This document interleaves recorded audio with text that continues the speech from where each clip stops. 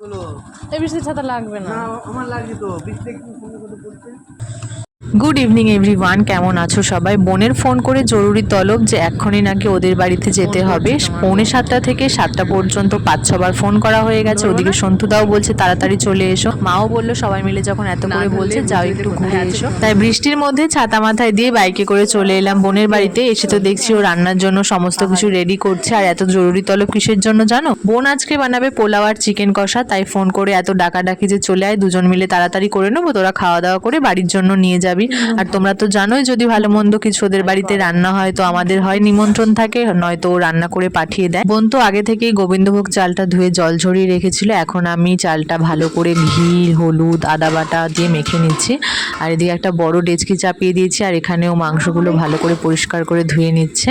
এখন চালটা একটু নেড়ে নিয়ে এর মধ্যে পরিমাণ মতো জল দিয়ে দেবো। আগে দেখিয়ে দিই গ্যাসটা জ্বলছে, নাহলে অনেকে বিশ্বাস করবে না।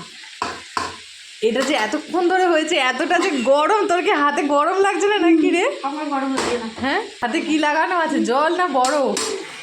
কি জানি, এটা আমাকে সবাই বলে, জানিস তোর কি কিছুতেই গরম লাগে না? এই গরম করাটাও এই গরম করাটাও নামিয়ে দিতে পারবি, এত বড় করাটা? এই তো, এই তো। মা তুই রাখ রাখ রাখ বাবা।